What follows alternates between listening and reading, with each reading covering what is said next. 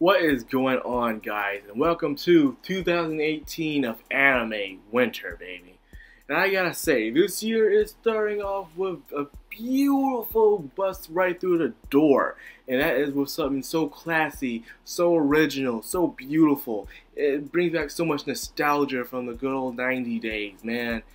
And that is freaking DevilMan and Crybaby. My goodness. I remember first watching DevilMan on VHS from Blockbuster, many years ago when I rented with my uncle when I was just a kid. No, I was just a kid. I watched this, and I'm like, holy crap, this is gruesome. And then years later, when I got in high school, I saw it again. I didn't remember that much, so I decided to rewatch it. And then I started to go on and read the comics and the manga and stuff like that. And I like to say, it was good. It's something that a lot of generational people today do not understand. Like, everyone these days, every time I'm on the internet, people are saying, ooh, Tokyo Ghoul is the most gruesome anime of all time. Tokyo Ghoul is so gory and bloody and stuff. Son, don't get me wrong. Tokyo Ghoul, the manga, is brilliant. I don't like the anime, but the manga is brilliant. But if you think that's the most goriest thing, clearly you should Google animes coming up in the 80s and 90s. Anime, especially in the 80s, was so vile, so vulgar. It was just out there, just like everyone would die. And before I get into DevilMan, let me talk about anime in the 80s.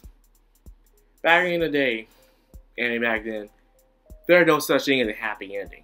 There's no such thing as plot holes or plot armor, anything like that. You could die. Even the main character could die. Love interest could die. Best friends could die. Anyone in the anime could die.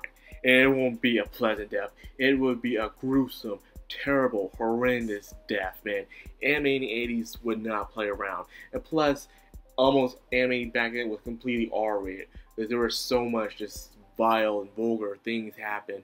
From rape to sex to drugs to plain out torture.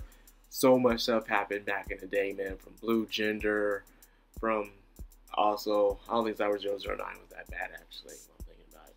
A lot of just torn up anime back in the day. And a lot of people just don't understand that. If you want to see some real gory stuff for Halloween, I recommend go watch some anime in the 80s. And all you do is Google it. So, I'm talking about this because DevilMan was made such a long time ago, and for it to be coming back to Netflix for no less. Not only that, people were expecting it, I was expecting it actually to come out weekly and stuff, but no, it went up. It went up in Funimation, stuff like that. Remember the time when Space Dandy came out and a dub was out before the sub was, or when Akiba Strip came out and the dub was on the same day the anime was, but nonetheless, it was weekly. However, with DevilMan and Crybaby, all the episodes came out dubbed and sub in one day, and thanks to Netflix. Now let's give appreciation to Netflix. In the past, I didn't care for Netflix. I didn't care much for it. It was nothing for me when it was starting out. I mean, during the time when it started to hit on TV and stuff like that, it was just showing reruns of old shows and everything, and everyone was just saying, wow, Netflix is amazing, and I just don't know interest in it, because there's nothing I wanted to watch. Then I heard it started doing anime all of a sudden, and it had 7 Deadly Sins and Magi. And that was good, but however, it wasn't enough because I already saw those shows. Then A Little Witch Academia came along, but however, it did that show kind of horribly because it was trying to do something that it was very new to. It knew that anime viewers love to watch their anime weekly. What they were doing was keeping the show on hold, and they were trying to release the episodes when they were all out at the same time, which was very, very bad. The show did still do good nonetheless, but however, it would have done better if it was doing it bi-weekly. But however, they learned from their mistakes with Fate of Papalica. They've been releasing that every single week that it comes out, which is good on their part. So they do learn from their mistakes, unlike other anime streaming sites with Amazon, which is already gone after a year. Shame.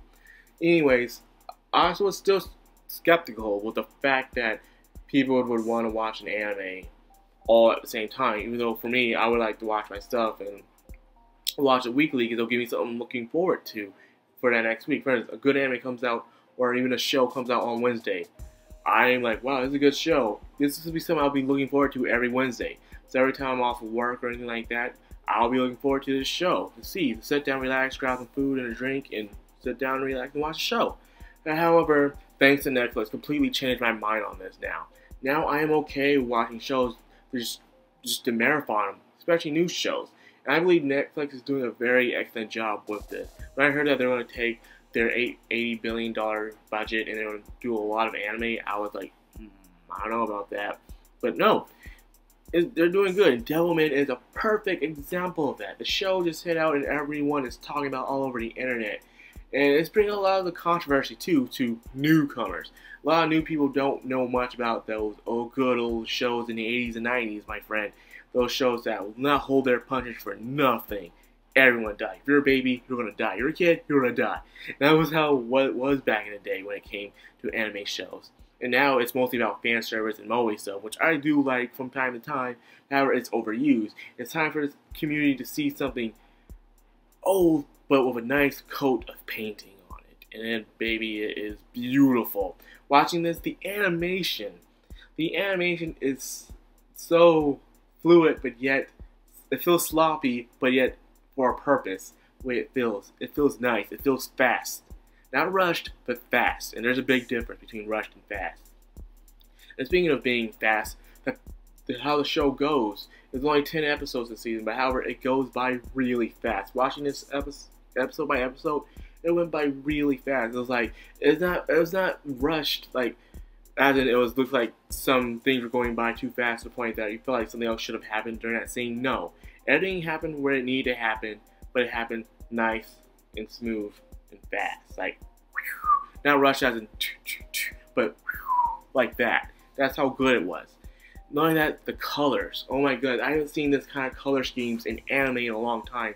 Where cartoons still do it, where the mood changes or where all the color goes the same way by the mood. Like then you're watching a cartoon and all of a sudden the whole entire screen is purple or blue or even green. All the shapes and even the characters have a different kind of color tone based on the mood of how the show is going. Anime hasn't done that in a long time, but however, this show does it a lot, and I love it. The colors, the abstracts, the harmony, the way it goes, it's just beautiful. The animation is nice, slick, and oddly to the point I see myself laughing tons of times. The characters are lovable and enjoyable, even the bad guys. Everything is just right. I feel like the characters are not there, they don't feel generic, they don't feel stupid or anything like that. They feel like real people. A lot of people do complain about this with the high showing of nudity and sex, drugs, but it was only a show that the world they live in is very sinful. Come on, the show is called DevilMan. I even seen people on forums saying how, oh, it talks too much about religion and Christianity and stuff. Well, it's called DevilMan. You can't expect having a show about demons to have at least a little bit of Christianity talk in there, because the two of them go hand to hand. So no duh, it's going to have talk about religion in it. It's a no-brainer. So anyways, the show is great. The main character is really great. Especially how he doesn't stay his wimpy self for very long. Despite him being wimpy, he is very brave, but still wimpy. But however, thanks to a big traumatic change, he has become the new DevilMan. He fights for justice along with his best friend, who seems more like a devil than he is, actually. But the show always has that kind of spark back in the day. It was always about two best friends who are best friends, they become rivals, they end up killing each other in the end. Who knows? It usually is like that back in the day, and it kind of is like that now, you know, with Naruto and Sasuke, but they talk too much about the friendship bull stuff. So yes, DevilMan Crybaby, already people are saying this probably is going to be the anime of the year, already. And this is the reason why this works so well, is like this. Even though as much as I do like watching and reviewing anime episodically, there are times where anime I don't review, but I do watch, only because I just don't feel like reviewing it. Blood Brigade Battlefront is one of the examples. I was trying to review it, but it turns out I couldn't, so I decided not to do it no more. Nonetheless, I still liked it, and I still enjoyed it. So, with Netflix releasing anime like this, if they do continue to release anime like this, from now on where the dubs are out as well, it will make reviewing anime much easier. Right there, you have a clean and fresh mind. You don't have to think back on former episodes or rewatch it. You can just sit there and watch all the episodes in one day, or even 2 days, and just have your thoughts already there and just think about it, and then just write out your review and talk about it just like that. This is a great step for anime right now, and I am enjoying it. So I'm mostly praising Netflix for doing this. It's for the fact that they released an anime already like that, all at once, already dubbed, and it's so beautifully animated. I'm looking forward to see what else Netflix can do. But so far, Netflix have been releasing a lot of Japanese dramas, live actions, a lot of good stuff like that. Even some good shows from BBC. A lot of good stuff. So yes, I am very proud to see DevilMan doing well already. And the first thing is, as we know, social media has been on the very down low thanks to a certain someone, which I'm not getting into that. It has nothing to do with me. But yes, DevilMan Crybaby. I recommend it for those of you like very mature content. However, if you're a child, you're not up there to the age yet to watch this stuff, don't watch it. And then again, I can't stop you. So yeah, DevilMan Crybaby already looking beautiful for 2018. Good start. That's all I got for this video. I hope you guys enjoyed it. If you did, please leave a like, comment, subscribe. I'll be much obliged. And of course, watch DevilMan Crybaby. This is Madime, signing out.